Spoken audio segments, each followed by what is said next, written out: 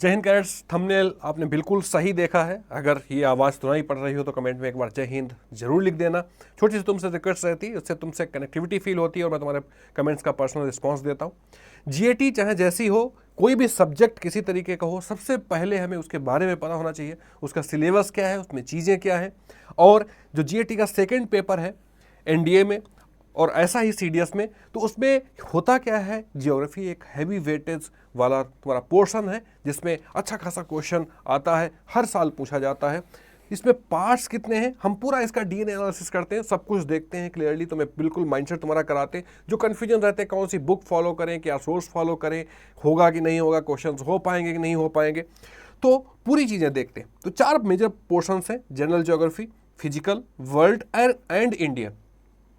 तो जो स्टार्टिंग के 3 पोर्शन हैं, लगभग 70 to 75% क्वेश्चन यहीं से बनता है। बचा हुआ 30 to 25 to 30% question Indian geography का आता है। तो अब हम इसी को एक एक को डिटेल से देखेंगे। जनरल ज्योग्राफी में आता है यूनिवर्स और पूरे उससे रिलेटेड जो चैप्टर्स है, origin theories, models of universe, galaxies, life cycle of stars, small celestial bodies, solar system, इसके बारे में हम डिटेल से पूरा देखते हैं। मोशन ऑफ द अर्थ से रिलेटेड कुछ चीज़ें बिल्कुल हमें क्लियर होना चाहिए, उसका रोटेशन कैसे होता है, रिवोल्यूशन कैसे होता है और सीजनलिटी कैसे होती, और इन चीज़ों का इफेक्ट क्या होता है। इन्हीं से क्वेश्चन हर साल किसी न किसी तरीके से पूछा ही जाता है। फिर लॉन्गिट्यूड लैटिट्यूड बहुत इंपॉर्टेंट कॉन्सेप्ट है, थोड़ा सा कंफ्यूजिंग भी कभी कभार होता है अगर अच्छे समझ में ना आए।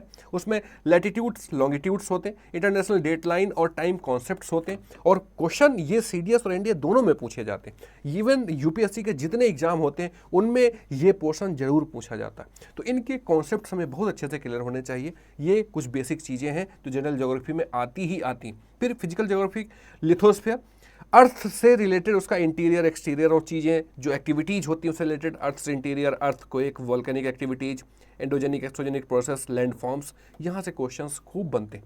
फिर climatology, structure of atmosphere, air circulation models, humidity, precipitation, cyclones, world climates, ये पोर्शन हो गया।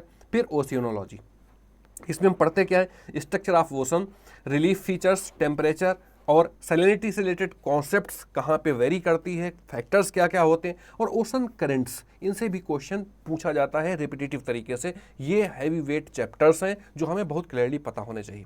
फिर उसके बाद इंडियन ज्योग्राफी का नंबर आता है। इसमें जियोलॉजिकल लोकेशंस हमें बहुत अच्छे तरीके से पता होना चाहिए। होता क्या है, इंडिया का एक्सटेंट कितना है, जियोग्राफिकल बाउंड्रीज क्या है, जियोलॉजिकल टाइम क्या है, टाइम स्केल क्या है, ये सारी बातें हमें क्लियरली पता होना चाहिए।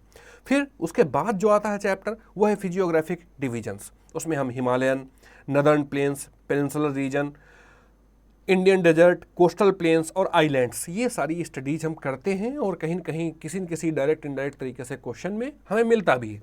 फिर बहुत इंपॉर्टेंट चैप्टर ड्रेनेज सिस्टम, हर साल इससे क्वेश्चंस बनते हैं कि रिवर सिस्टम्स हैं क्या, उनका पैटर्न कैसा होता है, ड्रेनेज पैटर्न्स क्या है, और लोकल रिवर्स, इनके बारे में पूरा हमें नॉलेज होना चाहिए कि पेनिनसुलर रिवर्स कौन सी हैं, हिमालयन रिवर कौन सी हैं, और जो छोटी रिवर्स हैं west flowing, east flowing peninsular region में, वो सारी जानकारी हमें होनी चाहिए, उनसे रिलेटेड क्वेश्चंस बनते ही बनते हैं। फिर इंडियन क्लाइमेट आ जाता है, different climate theories, jet stream roll, El Nino, La Nina, Indian Ocean dipole, ये कुछ बेसिक चीज़ें हैं जो हमें पता होती हैं, तो हमें बेहतर तरीके से समझने में सब्जेक्ट को और आसानी से उसको ग्रास्प करने में काफ़ी हेल्प होती।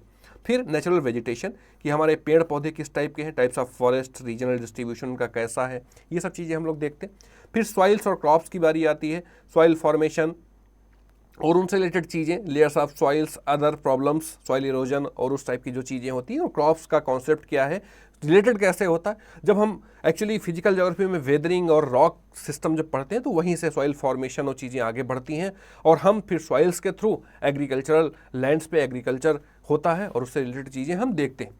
फिर मिनरल्स इन इंडिया, उनका डिस्ट्रीब्यूशन क्या है, कैसे पाए जाते हैं, इन्वायरमेंट एंड ट्रांसपोर्टेशन, इससे रिलेटेड क्वेश्चंस भी इंडियन ज्योग्राफी में आते हैं। अब प्रूफ के तौर पे तुम्हें जो अभी का पेपर हुआ है इस बार का और कुछ 1-2 क्वेश्चन पिछली बार के, ये तुम्हें दिखाता हूं कि कैसे एनसीईआरटी जो सोल है, ये 11th क्लास की फंडामेंटल फिजिकल ज्योग्राफी है, मस्ट बुक है, ये मस्ट रीड बुक है, ऐसे करके तुम कहीं पे लिख लोगे। बहुत ही सस्ती, बहुत ही किफ़ायती किताबें हैं। अगर तुम हिंदी मीडियम के हो तो हिंदी मीडियम में, इंग्लिश मीडियम को इंग्लिश मीडियम में। इवन ये जो एनसीईआरटी की साइट है उस पर सीबीएसई की साइट पे फ्री में तुम्हें मिल जाती है, कोई पैसा नहीं देना है, पीडीएफ डाउनलोड कर लो, अपने फ़ोन में पढ़ सकते हो। कन्वीनियंस के लिए तुम मार्केट से भी ले सकते हो किताबें, और इन्हीं से क्वेश्चन बनते हैं। मैंने खूब देखा है, अपने एक्सपीरियंस से बता रहा हूँ, तुम्हारे सामने प्रूफ है कि ये क्वेश्चंस इन्हीं बुक्स से लाइन उठा के किसी न किसी तरीके से यूपीएससी फ्रेम करता है। जैसे ये क्वेश्चन दे रखा है, वोल्केनो से रिलेटेड क्वेश्चन पूछे गए थे, इस बार कई क्वेश्चन पूछे गए थे। सोल्यूशन, कार्बोनेशन, हाइड्रेशन, ऑक्सीडेशन, इनसे क्वेश्चन पूछा गया कि रॉक पैटर्न और उसके सिस्टम से जो रिलेटेड क्वेश्चन होते हैं। अर्थक्वेक से फिर देखो क्वेश्चन तुम्हारे सामने है, इसी बार का क्वेश्चन है जो अभी एग्जाम हुआ है। फिर पूछा गया है टेम्परेचर इन्वर्जन से रिलेटेड क्वेश्चन, ये सब फिजिकल ज्योग्राफी के पार्ट है, उसी से कहीं कहीं ये हमें क्वेश्चंस देखने को मिलते हैं। फिर अर्थ क्रस्ट के बारे में पूछा गया है कि फोल्ड माउंटेन कैसे बनते हैं, थिकनेस कैसे होती है, ये खूब तुम सब पढ़ते हो, मैंने बताया भी था तुम्हें, ये चीज़ें तुम्हें इस वाले पेपर में ही मिली। लूज सेडिमेंट्स के बारे में पूछा गया है, ये रॉक पैटर्न में हम लोग पढ़ते हैं, quartzite, metamorphosis, one of the following rocks, metamorphic जो प्रोसेस होती है किस रॉक से रिलेटेड है, ये क्वेश्चन पूछा गया था। तो ऐसे क्वेश्चंस ये तुम्हें सीधे सीधे एनसीईआरटी से आए हुए दिखेंगे, और फिर से वही बुक और उसके क्वेश्चंस, फिजिकल ज्योग्राफी वाली, ये मस्ट रीड बुक है, बहुत मोटी नहीं, बहुत बल्कि नहीं है, और इसकी लाइन टू लाइन उठाता है यूपीएससी और क्वेश्चन तुम्हें बना के देता है। ठीक है, ये तो प्रूफ के लिए तुम्हारे सामने सारे क्वेश्चंस मैंने इस पर डाल के रखे। ठीक है, ये सब तुम देख सकते हो कि किस तरीके से क्वेश्चंस आते हैं और यूपीएससी पूछता है। उसके बाद जो सेकेंड मोस्ट इंपॉर्टेंट बुक है वो है इंडिया फिजिकल एनवायरनमेंट। ये भी क्लास 11th की बुक है। 11th क्लास की तुम्हें 2 किताबें पढ़नी है और इसकी एक एक लाइन तुम्हें पता होनी चाहिए। फिर मैं बताया कि ये मोटी बुक्स नहीं है, इन्हीं सब से डिराइव करके टीचर्स दुनिया की फीस लेते हैं, तुमसे हजारों, 10,000, 50,000 फीस वसूलते हैं, और तुम्हें कॉन्सेप्चुअल क्लैरिटी भी उतनी नहीं दे पाते जितनी ये छोटी छोटी पतली पतली किताबें तुम्हें दे जाएंगी। मैंने कई बच्चों का इंटरव्यू किया है, देखा भी है, उनसे पूछा भी है, और इवन अभी एक इंटरव्यू पढ़ा भी है चैनल पर, उस पर भी देखोगे जाके कि कैसे वो डिस्क्राइब कर रहा है, अभी ट्रेनिंग कर रहा है पुणे खड़गवासला में, और बताया है कि एनसीईआरटी कितना मेजर रोल प्ले करती। और मैं अपने एक्सपीरियंस से तुम्हें बता रहा हूं कि सारे क्वेश्चंस तुम्हें कहीं ना कहीं एनसीईआरटी के लाइन से ही मिलेंगे। तो इंडिया फिजिकल एनवायरनमेंट बहुत इंपॉर्टेंट बुक है। देखो ये क्वेश्चन भी इसी बार के हैं, जो अभी लेटेस्ट पेपर हुआ है उसके क्वेश्चन पूछे गए।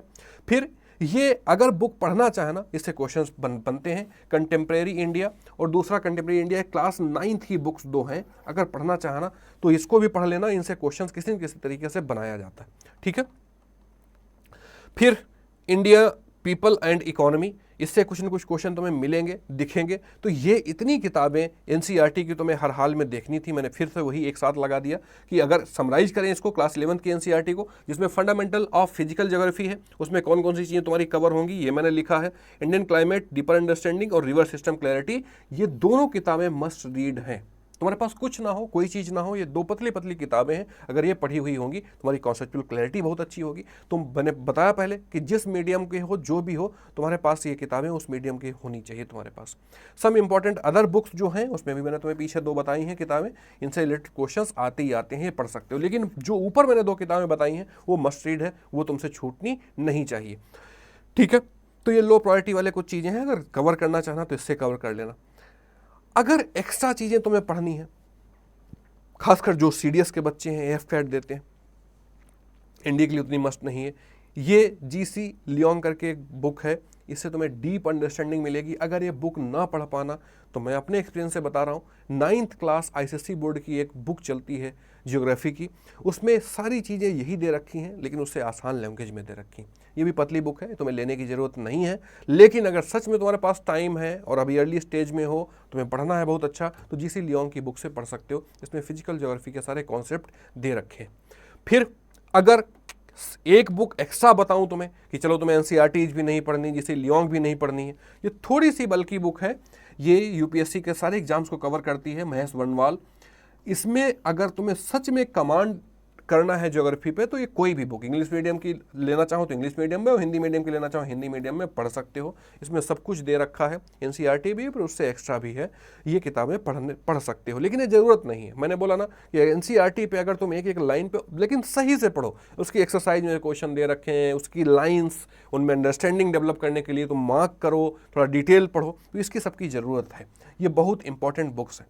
अगर तुम नहीं भी सेल्फ स्टडी कर पा रहे हो, पहली बात तो ये इनफ है, इतना जो मैंने तुम्हें बताया मोर देन सफिशिएंट है, इससे तुम्हारा आसानी से हो जाएगा। स्पार्टन बैच अभी जो केवल मैथमेटिक्स का लॉन्च हुआ है, उसमें लिमिटेड टाइम के लिए ऑफर भी है, 499 में तुम्हें मिल रहा है। सारा डिटेल मैंने तुम्हें बताया ऑलरेडी अर्जुना लर्नर ऐप पे, सारा स्टडी मटेरियल तुम्हारा पड़ा हुआ है और उस पर भी बताया मैंने तुम्हें, यूट्यूब पे भी बताया है। तो ये ज्वाइन कर लोगे तो मैं तुम्हें फ्री ऑफ कॉस्ट ढेर सारी चीज़ें उसमें दे रखी हैं। PYQs हो गया, उनका आंसर की हो गया, सारी चीज़ें तुम्हें मिल रही हैं, पिछली PDFs हो गई, तुम्हें वो चीज़ें वहाँ पे मिल रही हैं।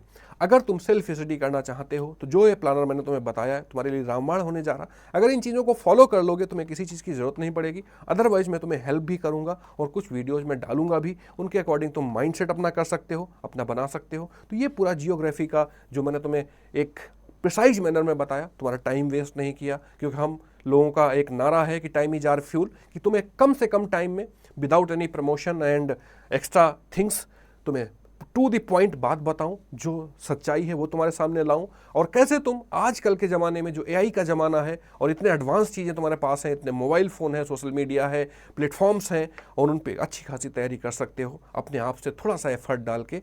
जय हिंद, जय भारत। अगर आवाज़ सुनाई पड़े तो कमेंट में एक बार जय हिंद जरूर लिख देना। फिर जल्दी ही मिलेंगे। जय हिंद।